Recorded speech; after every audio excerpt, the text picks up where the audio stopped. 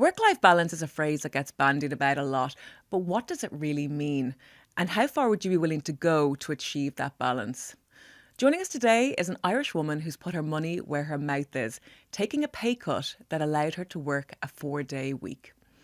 Anne Sheeran, you are very welcome to Money Talks. Thanks, Katie. Delighted to be here.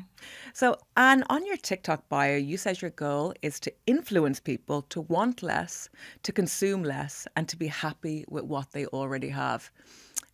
Is that the case for you? Is that something that you've been able to achieve over the last few years? Yeah, definitely. And I think it's maybe I just want to share my experience of maybe being just a little further ahead on the journey than some people are. Like I definitely got caught up in my 20s with, wanting the latest trends and the latest fads and thinking that those things would bring me happiness. And then along the way, I realized that they weren't bringing me happiness. And I was spending all of this money to, try and find some sort of joy from it, but it was never about the things. And I kind of figured out what was making me happy along the way. Mm-hmm.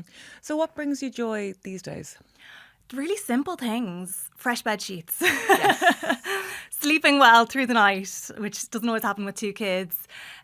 Being out in nature, going for a walk every day. That's just like one of my non-negotiables. Spending time with my family, spending time with my friends, achieving things in my career, achieving things with my content. Yes. All that kind of stuff. But do you still see some things and you just get that familiar old itch of, oh, I want it? Yeah, 100%. Okay. Yeah, absolutely.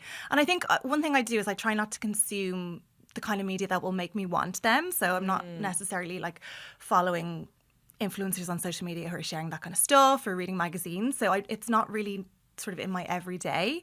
But for sure, yeah, I'll see something and I'm like, I need that, I want that, that's going to change my life. And I kind of have to have a talk with myself then to say, no, it's definitely not. Yeah. So you said, okay, in your 20s, you were like a lot of people in their 20s, you were living beyond your means, spending a lot of money. So when did this shift actually take place? And was there something that sparked it? Yeah, so I think I was about 27 and I was never in debt and I wasn't really living beyond my means, but I was definitely spending every single penny that I had. There was no, my paycheck was a target. There was no money left at the end of the month. And then when I was about 27, I'd been living kind of, most of my 20s that way. I realised, okay, if I ever want to buy a house, I'm going to have to really think about my money here and how I manage it. So I decided to start really small. So I started with €100 a month. And my plan was every year to increase that by €100. And then by year 2, I was just like, this is great. I loved the feeling of saving money and seeing that money in my bank account more so than I loved spending on those little things or buying clothes or nights out. Yes. And it kind of at that point became addictive and I couldn't stop and I haven't stopped. That's it. There is something about saving that kind of triggers the same feeling of acquiring something new. Yes. Because you're actually gathering something together and it can feel oftentimes almost the same as going out and spending something. Exactly. It's like that dopamine hit. Yes. Yeah. You're just transferring it from a thing to the saving pot. Yeah. Yeah. So Anne, you've done something that I think a lot of us would like to do if we could, which is you have gone down to a 4-day work week. Yeah. And you've also managed to offset your monthly expenses to allow for that. Can you tell me about this decision? And again, what sparked it? Yeah. So I think it's something I've always wanted to do, even pre-kids. I've never really thought that the 40-hour work week was, the thing that we should all be doing. And kind of just was like, why are we just doing this? And obviously it's Henry Ford, 1926, it just became a thing to do. But I just realised you can't really fit your life around working 5 days a week, 9 to 5, plus commute, all that kind of stuff. So it was always something I wanted to do, but I never thought it would be achievable until after I had kids. And then you have the juggle of the kids and, I had 1 kid and I was like, okay, I'm not going to do it now, but maybe after my 2nd kid. So I went back to work after I had my son and I did a year of 5 days a week and having the 2 kids. And I was like, this is just, for me, completely unsustainable because you've got your 8-hour work day, you've got your morning shift before that, you've got your evening shift after that. So I was lucky if I had an hour a day to myself to do something that I wanted to do. And for me, that just wasn't sustainable. Yeah.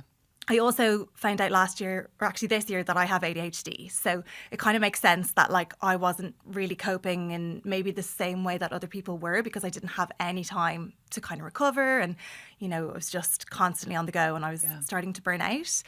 But yes, it was actually after a period of burnout that I made the decision, one, to go and get the ADHD diagnosis, but two, to actually pull the plug and ask for a 4-day week. Mm-hmm. And I was very lucky, like in the work that I do and in the job that I do, it's quite common. There's a lot of people who do, it's all women obviously, who do a 4-day week. Yes. So that was never going to be an issue. And I know that is an issue for a lot of people where it just isn't done in their industry or in their workplace.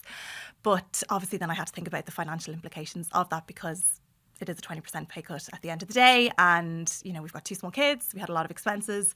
So we really had to think about how that was going to look for our finances.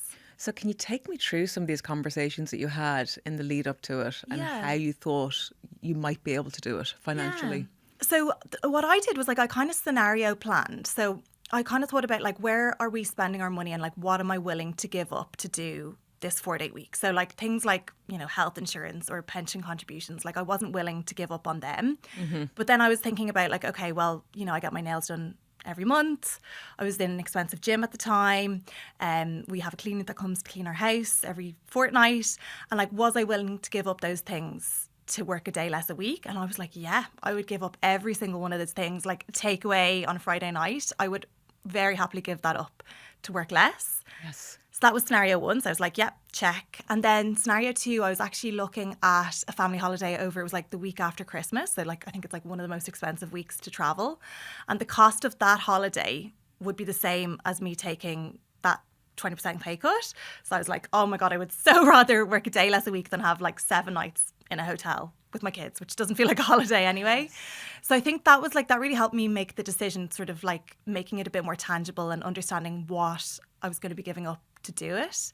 And it kind of felt like a no-brainer then. That's so interesting that you compared it to the holiday. Like, I just wonder if people were to do that with like, you know, a really spendy handbag or a watch or, you know, and it really comes down to time freedom versus a tangible item. Exactly, yeah. You saw it like that. My God, I think most of us would choose not to have the item. Yeah, I think so. Yeah. Okay, so well, what happened next? So you went to your employer and you knew that was going to be an easy enough conversation. Yeah, and like I'm lucky that my boss used to do a 4-day week as well, and she was like, the main thing that we need to do is make sure you're not working 100% for 80% of the pay. So that's still a journey, and I think, like most people, and that's actually probably one of the questions I get most is, are you still doing a 5-day week in 4 days? And the answer kind of is yes. Okay. But it feels manageable. So I would much rather, like, there was no project in work that I wanted to give up. I wanted to continue to do everything that I was doing the previous year. But I just had to be a bit more, kind of prioritise my time a little bit better on the days that I am working to make sure that I could fit that all in. So I probably am delivering the same. Now it's my second year in the same role. So, you know, things come a bit easier the second time round as well. But for me, it feels worth it to have that day on a Monday to do whatever I need to do, like whether that's for the family or whether it's for my content, and then have the rest of the week to kind of fit in all the rest of it. Yeah. What industry are you in? FMCG, so fast moving consumer goods. Oh. Yes. Yeah, so basically anything in a supermarket. Okay. Yeah, so my background is marketing. I worked in marketing for 10 years and then I moved into corporate affairs, which is like similar. So I still do sort of like brand PR and I do like corporate communications, bit of crisis management, public affairs, things like that. So it's one of those jobs that like, and this worked to my favour, that it could be 10 jobs in one, do you know what I mean? So you do have to prioritise, and like very often I'll have to kind of stop everything I'm doing to kind of get something done in an afternoon, if that makes sense, because it's a business priority. So anyway, that probably worked to my favour as well, because, you know, there's always a lot going on, and it's, you know. Yes, yeah. So the decision you made has, in many ways, it's sort of carved you out as a personality in social media, and you're slowly becoming this kind of de-influencer figure.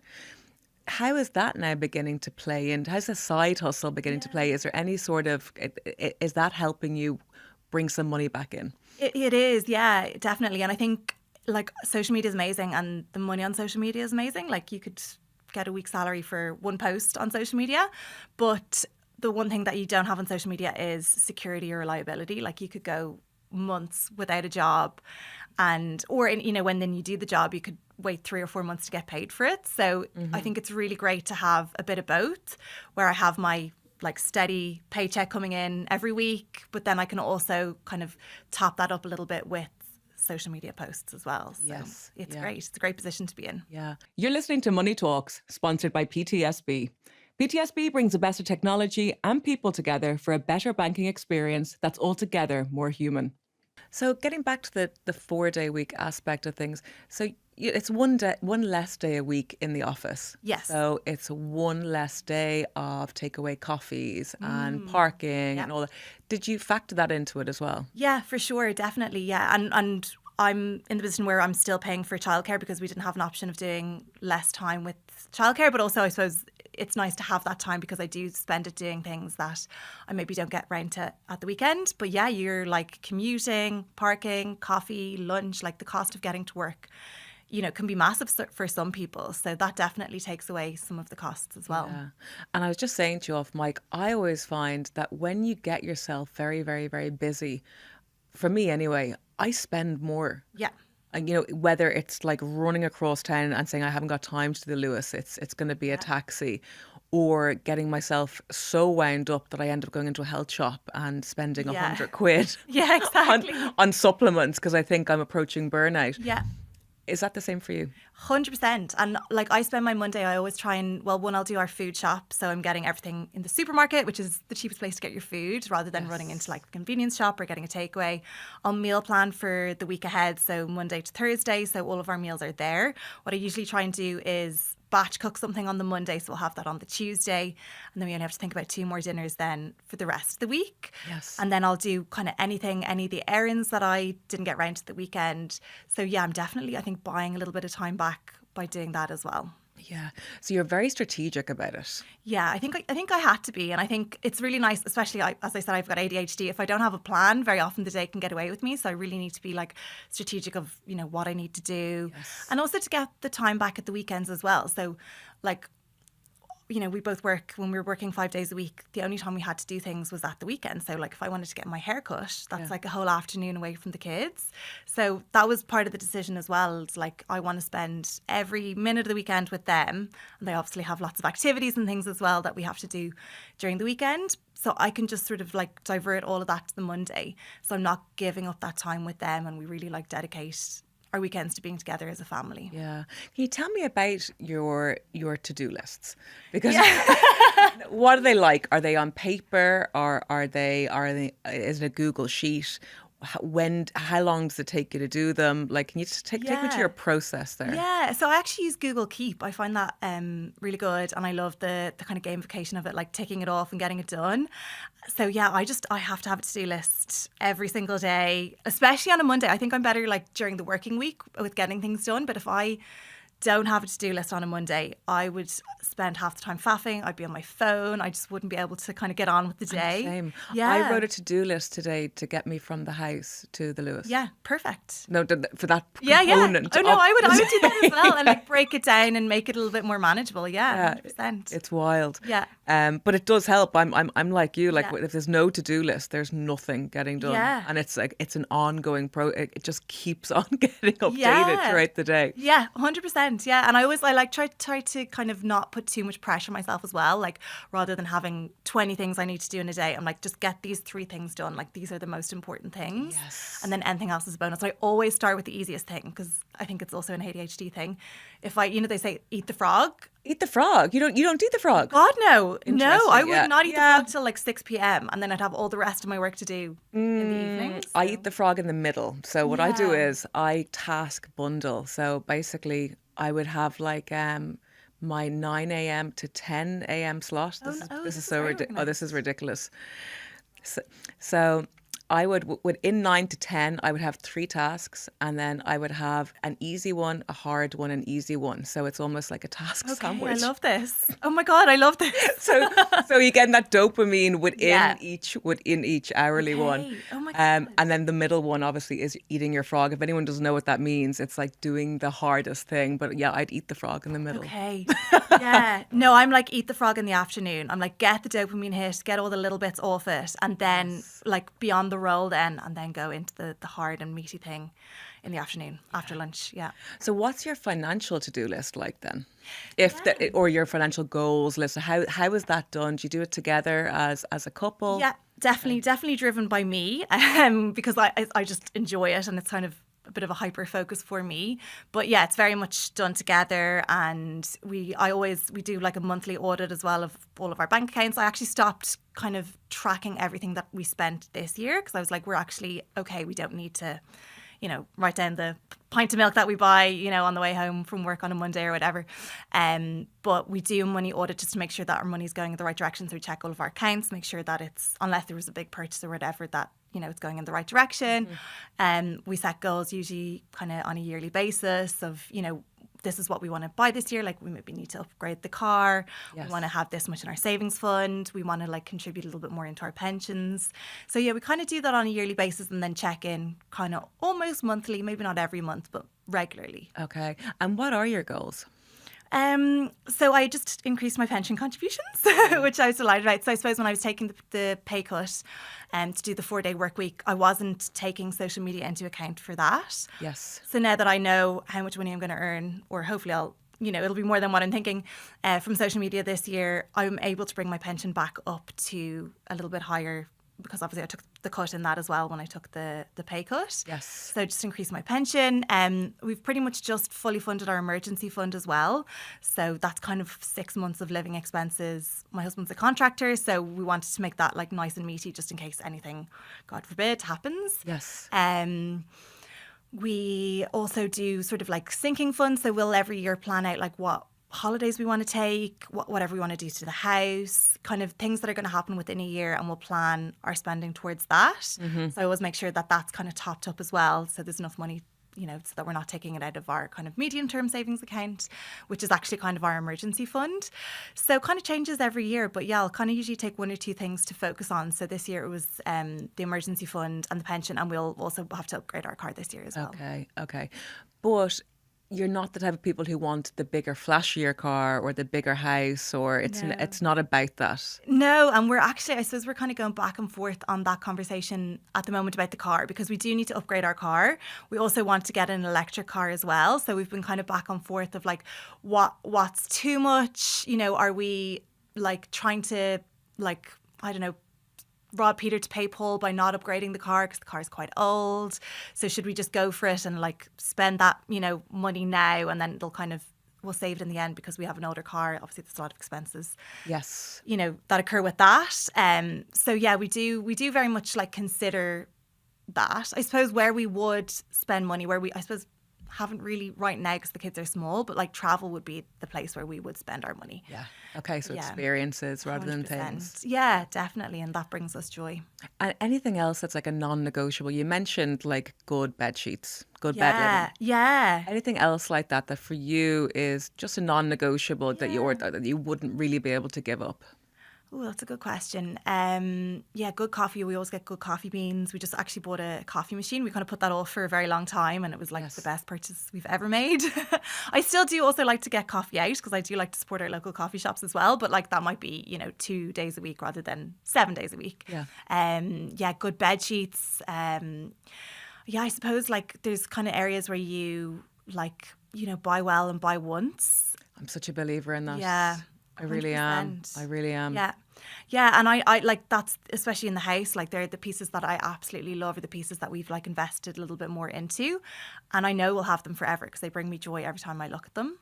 There's that, and then also like they have intrinsic resale value. Yeah, exactly. And that's how I'm always looking at it. I'm like, if I didn't have this for life, you know, if I was to like stick it up on Vinted or whatever, you'd get something back. And Exactly. that means a lot to me, just Yeah. knowing that it has some kind of value in it. Exactly. That's it. And I think I'm the same with kind of trending clothes and things like that. Yes. I'm not going to like this in a year. So I'm not going to spend, even if it's only like 50 quid, I'm not going to spend that this year on it to wear it for a year. And then I haven't got my head around vintage yet. So I'm not like reselling it, but like, you know, giving it to a charity shop or whatever in a year's time. I'd rather like spend a little bit extra, have something for 6-7 years or until it's literally falling apart and love it every time I wear it and not think like, oh, this was last year's item or this is a little bit out of trend or whatever. Yeah. So what's your wardrobe like? Is it just beautiful and airy and curated? It's do you know what? It's kind of a uniform. So like I pretty much have like a winter uniform and a summer uniform, and it kind of helps me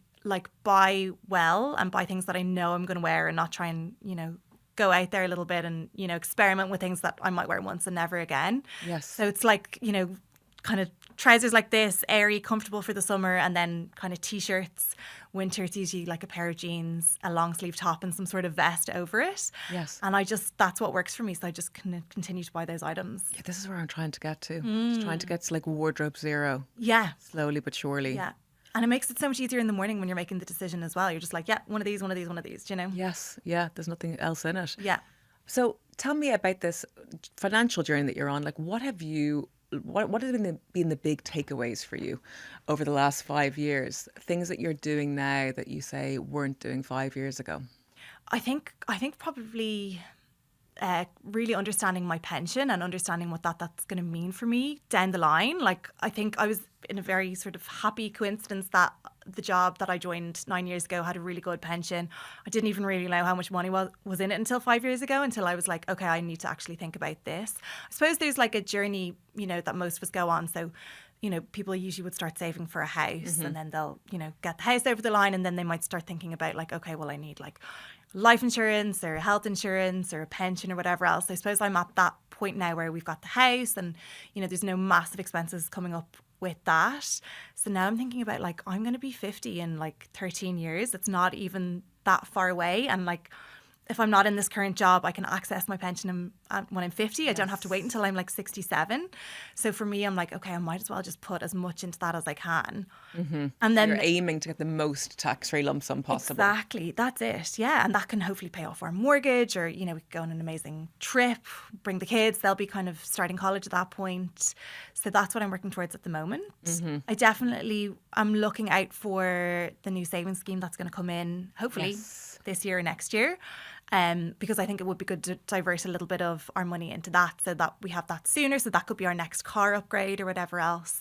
But yeah, I think tax efficiency for sure. I don't think I was aware of that at all until, about 5 years ago. Yeah. And then finally, Anne, what about your children? Are they kind of coming along this journey with you guys? Are they aware even? No. Okay. Yeah, not at all. And I think I kind of think about that a lot as well, where they're definitely growing up like very privileged, and you know we're not living paycheck to paycheck, and we could pretty much buy them whatever they want. They're not really at that age yet. They're only like 2.5 and 4.5, so they're not necessarily like hounding us for things. Yes, but I am very aware. Like, I don't want to raise entitled children. I want them to know the value of money, but I also don't want to tell them, oh no, we can't afford that, because I don't think that kind of teaches them. I think one, it's like, it can be quite worrying for a child to hear that, but like how to kind of bring them along the journey of like, we're not prioritizing spending our money on this, we're prioritizing spending it on this. Yes. Yeah. Yes. So your house won't be full of like 60,000 squishies. Oh God, no. I actually couldn't cope. I'd be so stressed. I can't deal with the clutter. But I'm sure, it'll be a journey that we'll have to bring them on, and I think we'll have to think about like pocket money as well, and I don't know if I'm going to make them save some of their money, or how do we guide their choices, but how do we also like teach them the value of money and that it doesn't grow on trees, and just because we can do whatever we want with our money doesn't mean that we have to as well, you know. Yes. Not that we have loads of money. You know, we're not going to be, you know, like, you know, we can't do whatever we want, but I mean, you know, kids stuff is not that expensive, so we could buy them all the toys that they wanted, but I don't want to teach them that either, you know. Yes. Yeah, absolutely. Anne Sheeran, that was brilliant. Thank you so much. Thank you for having me.